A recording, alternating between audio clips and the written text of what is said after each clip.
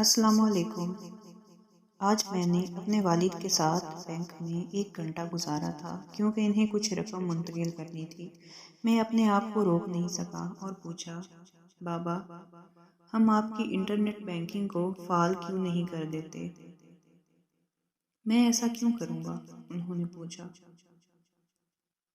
ٹھیک ہے، پھر آپ کو منتقلی جیسی چیزوں کے لیے یہاں 1 گھنٹہ بھی نہیں گزارنا پڑے گا۔ آپ اپنی خریداری آن لائن بھی کر سکتے ہیں۔ سب کچھ اتنا آسان ہو جائے گا۔ میں انہیں نیٹ بینکنگ کی دنیا میں شروعات کے بارے میں بتاتے ہوئے پرجوش تھا۔ بابا نے پوچھا، اگر میں ایسا کروں تو مجھے گھر سے باہر نہیں نکلنا پڑے گا؟ ہاں، میں نے کہا۔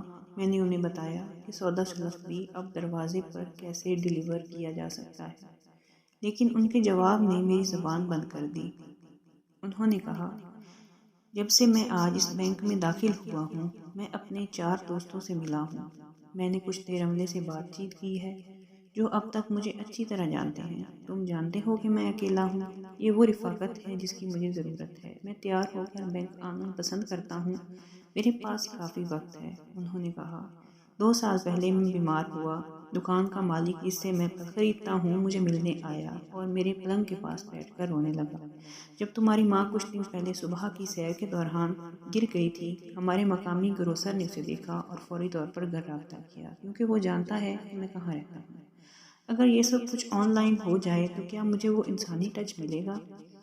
مجھے صرف اپنے فون کے ساتھ بات چیت کرنے پر مجبور کیوں کیا جائے؟ یہ رشتوں کے بندھن بناتا ہے۔ کیا آن لائن ایپس بھی یہ سب فراہم کرتی ہیں؟ ٹیکنالوجی زندگی نہیں ہے۔